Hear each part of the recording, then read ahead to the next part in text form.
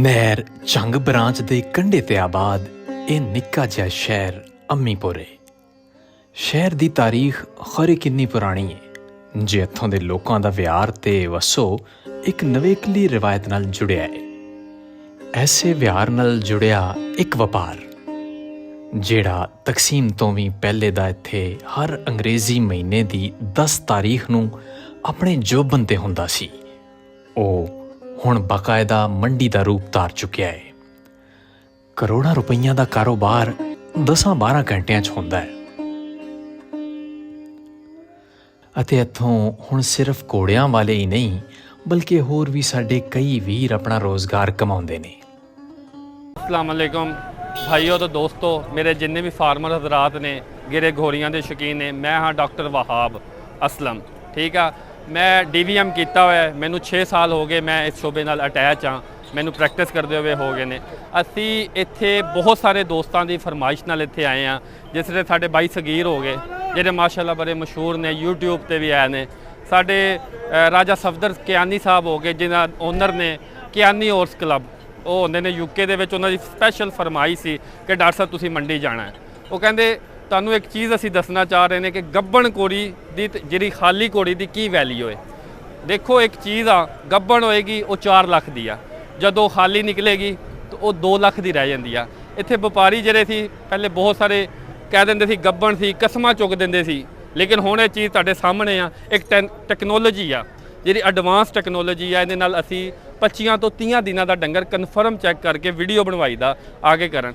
ਇੱਥੇ ਅਸੀਂ ਬਹੁਤ ਸਾਰੇ ਲੋਕਾਂ ਨਾਲ ਫਰਮਾਇਸ਼, ਕਿਉਂਕਿ ਸਾਡਾ ਕੰਮ ਮਾਸ਼ਾਅੱਲਾ ਸਾਡੀ ਪ੍ਰੈਕਟਿਸ ਆਪਣੀ ਬਹੁਤ ਅੱਛੀ ਆ, ਸਾਡੇ ਸਟੂਡੈਂਟ ਸਾਡੇ ਨਾਲ ਕੰਮ ਕਰਦੇ ਪਏ ਨੇ, ਸਾਡੇ ਕੋਲ ਟਾਈਮ ਨਹੀਂ ਹੁੰਦਾ ਇੱਥੇ ਆਉਣ ਵਾਸਤੇ, ਲੇਕਿਨ ਲੋਕਾਂ ਦੇ, ਕਿਉਂਕਿ ਮੈਂ ਵੀ ਸ਼ੌਕੀਨ ਆ ਘੋੜਿਆਂ ਦਾ, ਬਹੁਤ ਸਾਰੇ ਲੋਕਾਂ ਦੀ ਫਰਮਾਇਸ਼ ਸੀ, ਉਹਦੀ ਵਜ੍ਹਾ ਤੋਂ ਸਾਰੇ ਇਸ ਮੰਡੀ ਦੇ ਵਿੱਚ ਆਏ ਆ ਕਿ ਲੋਕਾਂ ਨੂੰ ਜ਼ਿਆਦਾ ਤੋਂ ਜ਼ਿਆਦਾ ਸਹੂਲਤ ਦਿੱਤੀ ਜਾਏ ਜਿਹੜੇ ਨਵੇਂ ਸ਼ੌਕੀਨ ਨੇ ਘੋੜੀਆਂ ਦੇ। ਤੁਹਾਨੂੰ ਪਤਾ ਪਾਕਿਸਤਾਨ 'ਚ ਜਿਹੜਾ ਸ਼ੌਕ ਆ ਬਹੁਤ ਅਰੂਜ ਤੇ ਜਾ ਰਿਹਾ। तो जो घोड़ी लै जाते नवे शौकीन होंगे उन्होंने पता नहीं होंदा ये घोड़ी गब्बण आ। पुराने बाबे कह देंगे सी जी ए पेशाब इसरे कर रही है, गब्बण आ, ए पेट लटकिया है, लेकिन वो जो 6 महीने बाद पूरा 11 महीने हो जाते सी तो घोड़ी खाली निकलती सी। फिर वो जो नवे शौकीन होंगे सी ना उन्हों का शौक मुक जाता सी। असी इत्थे फार्मर नूं आए हैं, बहुत सारिया चीज़ां गाइड करन भी आए हैं। असी सिर्फ ना अल्ट्रासाउंड करन आए हैं, उन्होंने बेसिक चीज़ां दसन आए हैं कि यार अगर घोड़ी का पेशाब बंद हो जाता तो तुसीं ए वाले इंजैक्शन अपने कोल रखो। जैसे बड़े मशहूर इंजैक्शन ने लास्ट 6 का टीका हो गया, ये मैं दस रहा। ठीक है, फिर भी तुसी अपने नज़दीक जेरे DVM डॉक्टर कोई होवे, एक घोड़ियां दा सर जिहड़ा काम है ना हर डॉक्टर नहीं कर सकता। 2 साल के डॉक्टर भी तुहाडे इलाके च घूम रहे हैं, फिर रहे हैं, उन्होंने पता नहीं होंदा, उन्होंने ये नहीं पता होंदा कि इंजैक्शन किस रे लाना, की करना। इन्हां वास्ते स्पैशल होंदा है। चंद बीमारियां ने जिहड़े मैं अपने भाई जिहड़े शौकीन लोग ने दसना चाहना कि तुहाडी घोड़ी नूं अगर चोट लग जाती तो उत्थे टैटनस का इंजैक्शन लाजमी लवाओ, नहीं तो घोड़ी तुहाडी एक्सपायर हो सकती, लत्तां बावां बहुत सोच सकदियां ने। ठीक है, असी इस जगह ते जिहड़े आए हैं ना, असी तुहाडे लोकां दी फरमाइश ते आए हैं। ठीक है कि यार साडे नाल आओ मंडी। बहुत सारे लोगों की फरमाइश थी जिन्हें सानू पर्सनल मैसेज किए, भाई सफदर नूं आए, भाई सगीर नूं आए, भाई यासर नूं आए, मैनू खुद पर्सनल बहुत सारे आए कि डॉक्टर साहब तुहाडी रिक्वेस्ट आ अपना कीमती टाइम कढ़ के तुसी आओ, तुसी मंडी च आओ, लोगों को अवेयरनैस दो, घोड़ियां दे जिहड़े शौक आ उन्हां दा शौक जिहड़ा मजीद उजागर होए, वो अगे वधे। इस वास्ते ना जी घोड़ी तुहानू मैं फिर दोबारा दस रहा कि गब्बन घोड़ी की बहुत वैल्यू है। ठीक है, गब्बन तो हाली च बहुत फर्क होंदा है। फिर असी इत्थे जी चैक करी ना अल्ट्रासाउंड नाल, उहदे च असी ये भी दस दी घोड़ी के अंदर पस तो नहीं है, पस मसला है, पस होए तो घोड़ी के अंदर दवाई रखनी पैंदी आ। फिर घोड़ी तुहाडी हीट दे नहीं प्रॉपर आ रही, असी वो भी लोगों को गाइड करीदा इन्ने दिनों बाद। फिर अल्ट्रासाउंड वाले सारा कुछ दसीदा कि इन्ने दिनों बाद हीट ते आएगी, इनू घोड़ा क्रॉस कराओ।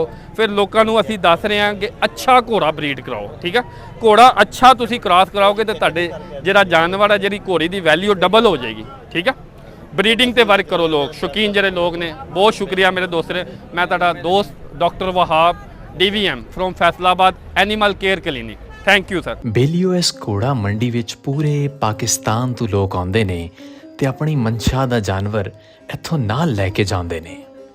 जी अस्सलाम वालेकुम जी, असी आए हैं जी आस्थाना आलिया अलीपुर सैयदा शरीफ ज़िला नारोवाल जी, हज़रत अमीर मिल्लत पीर सैयद जमात अली शाह साहब के आस्थाने तो जी। असी इत्थे आए हैं जी अमीपुर मंडी जिहड़ी हर माह 10 तरीक को लगती है।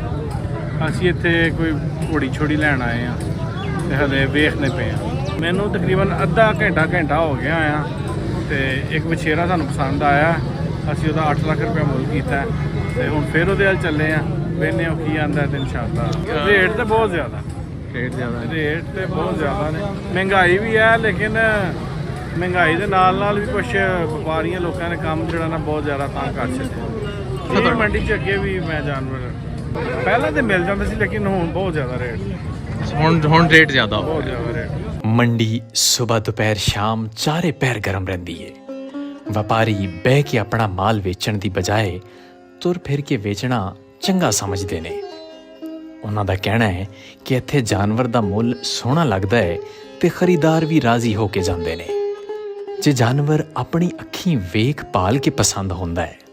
मेरा नाम है जी गुलाम मुर्तज़ा सचल ते मैं बच्चे नाल आया ते ये नंबरदार खुर्शीद पाल वाले ने बेटे नूं, इन्हां दा नाम है बिलाल।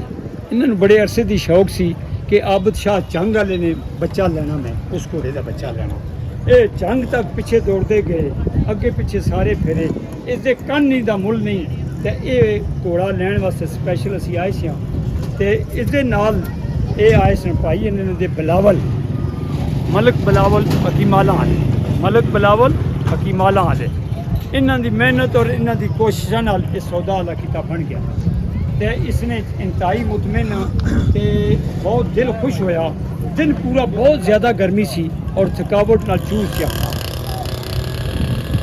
थकावट नाल इतने चूर सा कि असी बड़े मायूस जो हो गए सी कि ये नहीं मिलेगा। 2-3 दफ़ा असी इसने ते आए सौदा नहीं बनया। अल्लाह ताला करम किया, मंडी खत्म होने लगी तो साड़ा सौदा बन गया। एक बच्चा आबद शाह सैयद आबद शाह नो जंग वाले उन्होंने दे घोड़े का बच्चा दसिया गया। ਮਾਂ ਕਿੱਥੇ ਦੀ? माँ इसकी जी जिला सरगोदा शाहपुर चो घर का बच्चा सी उसका ते जंग चो मलाई गई घोड़ी तो उसका बच्चा है। सारी मंडी असी छान मारी ते इस मंडी च फिरदे बहुत मुश्किल नाल जाके ये हीरा मिलिया ते हीरे दी कीमतां तो ज़्यादा ही होंदियां क्योंकि असी इसके गाहक से पक्के तो उन्होंने भी पता सी पर ये साढ़े पिछे पिछे चले आने पे, लिहाजा इसने खरीदन च जो कुछ तुसी समझो ये तकरीबन 3 लाख के अगे पिछे साड़ा सौदा बनया ते खर्चा शर्चा पा के शायद इस तू चढ़ जासी ते बहुत बंदे विच पाने पे ऐसा नहीं सौदा होया। लिहाजा दुआ करिए कि अल्लाह ताला इस बच्चे नूं बहुत बहुत फायदा दे, इसका शौक जिहड़ा वो जरा ज़्यादा ਮਾਲਕ ਇਹਨਾਂ ਦਾ ਸ਼ੌਕ ਸਲਾਮਤ ਰੱਖਣ ਜੀ। ਪੂਰੇ ਮੁਲਕ ਦਾ ਕਾਰੋਬਾਰ ਤੇ ਸਹੂਲਤਾਂ ਨਾ ਹੋਣ ਦੇ ਬਰਾਬਰ, ਉਹਦੇ ਬਾਵਜੂਦ ਸਾਡੇ ਵੀਰ ਆਪਣਾ ਕੰਮ ਜਾਰੀ ਰੱਖੇ ਹੋਏ ਨੇ। ਸਗੀਰ ਅਬਾਸ ਪਿਛਲੇ ਕਾਫੀ ਅਰਸੇ ਤੋਂ ਮੰਡੀ ਦੇ ਨਾ ਸਿਰਫ ਹਾਲਾਤ ਵਿਖਾ ਰਹੇ ਨੇ ਬਲਕਿ ਘੋੜੇ ਦੀ ਸਨਅਤ ਦੀ ਇੱਕ ਮੁਅੱਸਰ ਆਵਾਜ਼ ਬਣ ਕੇ ਉੱਭਰੇ ਨੇ। ਉਹ ਇਹਨਾਂ ਮਸਲਿਆਂ ਬਾਰੇ ਕੀ ਆਖਦੇ ਨੇ, ਆਓ ਸੁਣਦੇ ਹਾਂ।